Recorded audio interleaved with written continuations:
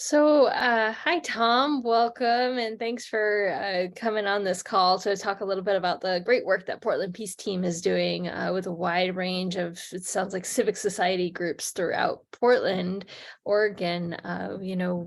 Our Nonviolent Cities Project has people all over the country who are also grappling with similar incidents of violence from a lot of different sectors of their city for a lot of different reasons. And they're looking for ways that people like yourself are rising to meet these challenges.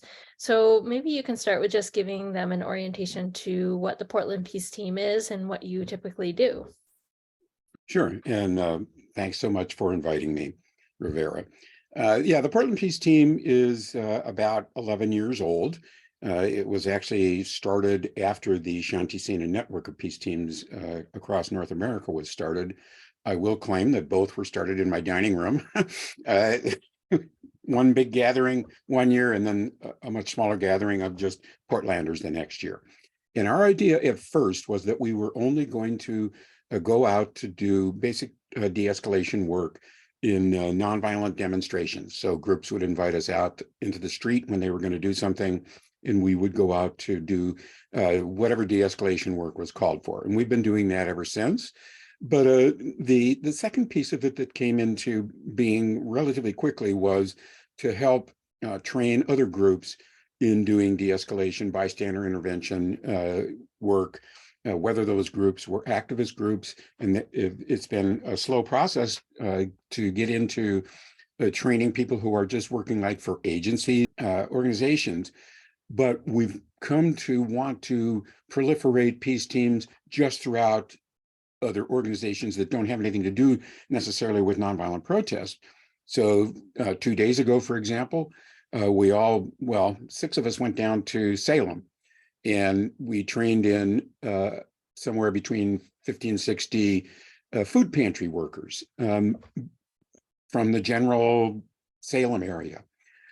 Before that, we had trained in staff and volunteers for the Oregon Commission for the Blind, about the same number of those folks, staff and volunteers.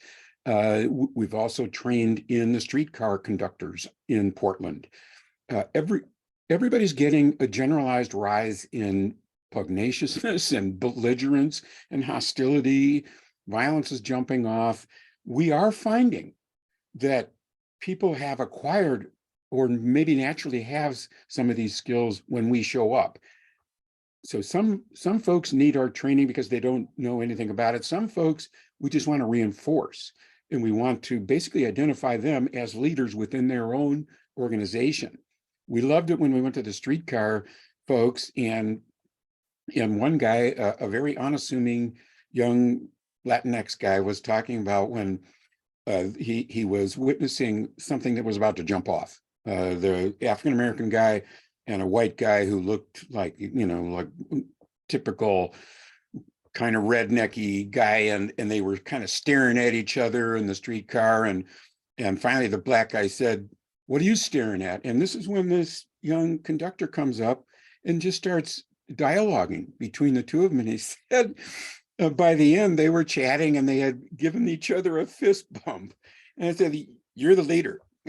It's like, what a great talent to discover. So we're very surprised and delighted that we're finding this talent that needs to be identified, held up for emulation by others. Well, I think you're speaking right to what many people are feeling and seeing across the country is this rise in highly escalated situations, the short fuses that so many of us are carrying and encountering. I was just reading about Dollar General workers who are organizing because they're encountering so much violent crime in their workplace that they want some very basic, what we would call nonviolent safety measures in place, including having more staff present in the evening hours, or Burger King workers who organize to get exactly these kinds of trainings that you're talking about, paid for by the management to equip them to deal with the fights and the highly elevated people who are coming in to ostensibly get their burger, right, and winding up in brawls. So I think all of us can use these skills, and the work that you're doing with the Portland Peace Team is providing both a group that's trained that can be turned out for events like the protests, and then making sure our community members at large have these skills. Can you speak a little bit about protective accompaniment as a third thing? We mentioned de-escalation, where we chill somebody out from a fight. We talked about active bystander training, where we can, in a variety of ways, help to intervene if two people, say on the subway, get into a fight. But you mentioned the Oregon Institute for the Blind, and I think some of the work you were doing there is in the arena of protective accompaniment. Can you speak about that a little bit? So sure, the the first time I came across this personally, domestically, because you usually associate protective accompaniment with working in hot conflict zones. So if you're in Guatemala during the war, then a Peace Brigade International person would be doing protective accompaniment for a local dissident leader. Uh, we're not, we're not in the middle of a civil war here, so we don't do as much of that. But the first time it came up to me was several years ago, I guess about 7 or 8 years ago now. Um, a friend of mine is originally from Somalia, and he's a natural born peacemaker. He's actually in the Oregon State Senate now, but back then he was doing a lot of community organizing, and definitely a leader in the community, and really helping immigrants, refugees, and asylees find their rights and stay protected themselves. Well, he was going to speak to a crowd of a few thousand, and his wife said, somebody needs to be with him. There's been threats against his life. And I just said, I'll do it, because I really like him. And so I just stuck with him, wearing my little, Portland Peace Team stuff, basically through the whole event. He was one of the main speakers. And then afterward, I made sure that the two of us walked to his car. And when we do this work, we train each other and remind each other, not only stay centered, but use the sort of law enforcement and military expression, keep your head on a swivel, keep your antenna up. And so I'm thinking about my friend Casey, and we're walking back to his car, and I'm still in complete antenna up, and that in arriving at his car, making sure that he was able to drive away toward home, and it was fine. It was just like, it gave me the sense that that we could add protective accompaniment at least a little bit to what we do in the Portland Peace Team. And when we were working with the Oregon Commission for the Blind, they had staffers from around the whole state, and we weren't providing protective accompaniment to them, but it was more going through what their staffers who trained blind people into basic commuting on foot, in going down the sidewalks. And the reason we were called in the first place is there's so many tents with accompanying trash and dogs. Our town is, like many other towns, experiencing just this new flood of homelessness, and it's presenting serious problems to blind people who normally could commute along sidewalks that they could learn and understand. Now they're So being these two groups, who are both challenged in different ways with the circumstances of our society, are now being forced into conflict together. I can see that. Yeah. absolutely. So basically, you're training the staff as they were training in blind people, especially blind people who were newly blind, to do effective protective accompaniment as the blind person is learning this new skill. Well, that's great. I've also heard stories such as the street riders in New York City, who you can call their hotline. And if you, for any reason, feel like you're a vulnerable member of a different subgroup in our country, you can call this hotline and somebody will show up and go along the route with you. Elders are using it, BIPOC members, trans or queer youth.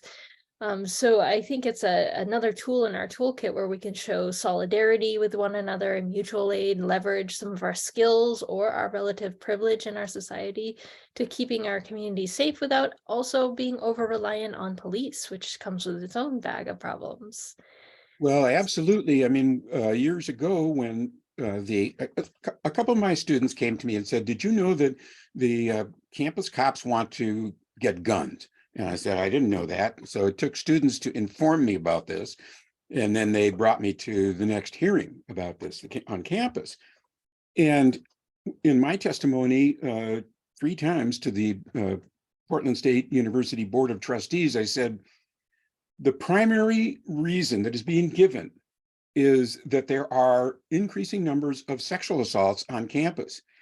If you set up a system of accompaniment, the Portland Peace Team will come in and train lots and lots of volunteers, and then every one of the emergency blue phones that's all over our campus, anybody who wants protective accompaniment 24/7, all they have to do is go to a blue phone and we'll have somebody there within 90 seconds. We can train them in. And that was never regarded as an option. So they went ahead and got guns. And the Portland State University Police are sworn officers now with guns. And it's like, if they would have taken our offering, we might have avoided lots and lots of this, unnecessary fear on the campus. We could have avoided what we predicted would happen. Sure enough, one of them shot dead. As you know, Rivera, one of the a student, a Black student, right? Well, it was a former student who was there breaking up a fight, but he was a Black guy. Right. Yeah. And he had disarmed somebody else. So he had picked up somebody else's gun to get rid of it, and the sworn officers shot him dead. And it was like, we said this would happen. All the things we proposed should have been adopted instead of guns. So, yeah, so back to the idea, the things we could propose. So our Nonviolent Cities Project, this is what they exist to do, is to hear the great ideas like this and find ways that they and the people on their steering committees and their supporters can be advocates for implementing them. In your vision, how could the work that you've been talking about be integrated into the work that our Nonviolent Cities are doing? So, one of our former Portland Peace Team members is now the point person in Seattle for what amounts to unarmed 911 respondents in that town, much like the relatively new Portland street response. So these are the kinds of initiatives. There's one in, I think, Dayton, Ohio, that is doing amazing work.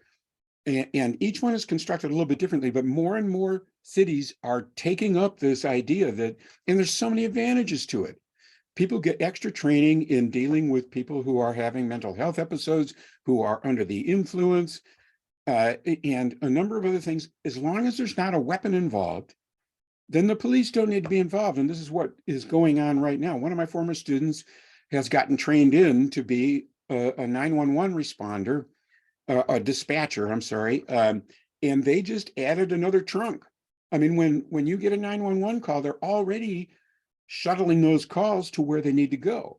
If I call 911 and I'm having a heart attack, I don't need any guns. If I call 911 and my house is on fire, I don't need any guns. All the things that the dispatcher already does, all they do is add that extra element that then goes into the unarmed response. And this saves the city so much money. The original program that I know about that's been in existence for decades is out of Eugene, Oregon. And they've done work and they've compiled the data that shows the many advantages to doing this. Do you have any pro tips for organizers who, they're hearing the message, they're getting the ideas, and they'd like to talk to, say, community groups? So I think with Portland Peace Team, the groups approach you first. You don't do active outreach. Is that correct? Mostly correct, yes. Okay. Yeah, and when we have a lull in our activity, we'll start, sort of beating the bushes.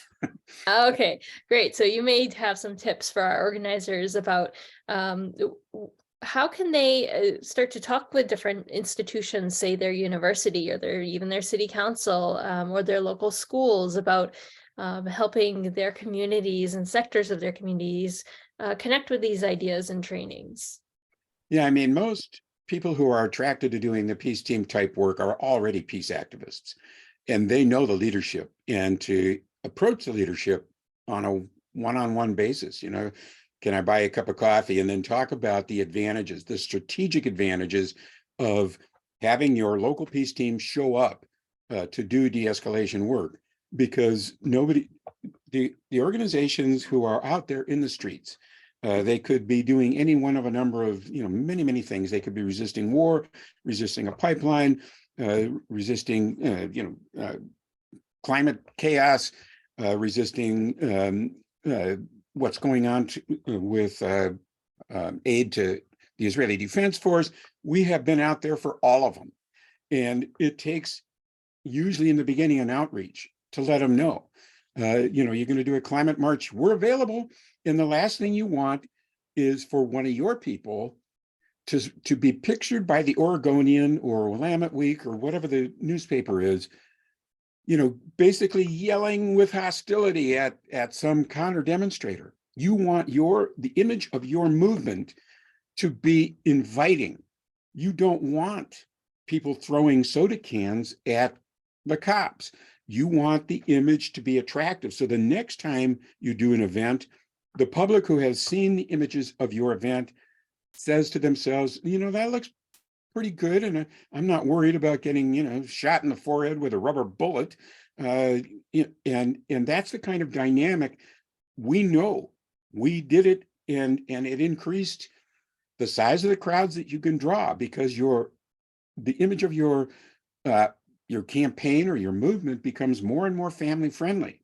Pretty soon you have churches. Literally, we had this. Churches would bring in busloads of people from the suburbs to participate with us in the peace movement, because we trained in something like 90 peacekeepers for our events. And so that's how our attendance grew and grew and grew. Or organizers need to understand that strategic element. Yeah, it's true for movements. It's also true for the individuals and the systems that you've been talking about also today. But then the third thing is around events that happen in the community. And this is a direct benefit for, our city councilors. We have one group that actually implemented unarmed peacekeepers in a North Minneapolis school, replacing the impulse to get cops in that school with people from the neighborhood trained in the skills you've been talking about, who break up fights. They move anybody peddling drugs away from the school. They accompany kids and teachers in and out of the building. And then they also went to the Somali festival and provided protective accompaniment there, because the community did not feel they wanted to call upon the police department that led to the murder of George Floyd. So this group went instead, and they had an amazing festival. Everything went well. They de-escalated several situations. They got a lot of great press and publicity, and it gave Minneapolis a boost in terms of public visibility, the type of image they want to present to the rest of the world, and the reality that these skills and strategies work. So I want to just take a moment and share with folks the Portland Peace Team website, portlandpeaceteam.org. You can go here and please learn more about the work that they're doing. They have some upcoming trainings if you're in the local area. You can learn about their history and some of the ways that they operate. So please go check that out at portlandpeaceteam.org. Tom, any famous last words you'd like to share with the Nonviolent Cities organizers or any other listeners? I mean, it's something that we can all do. We have, highly professional mental health workers, psychologists, psychiatrists, emergency room nurses, etc., on our peace team. We also have people who are coming in like me. I'm just an old hockey player from Minnesota. It was fun hearing you talk about North Minneapolis. That was my neighborhood. And, so we've got it's available to everybody, and it really helps us. It's really interesting when I wear this. If I go to the store and I'm wearing this, I'm feeling like I'm on duty, no matter where I am. I'm not with the peace team, but people ask me, what does that mean? It gives me a chance to talk about it, but it also means to me that I've got to stay centered. I have to be ready to help somebody right in the moment. So if I'm not feeling like I should be on duty, I need to not wear this. But this is it's so available, Rivera, and it's really it's a movement within a movement that needs to grow. Well, thank you so much. I hope we can help grow it.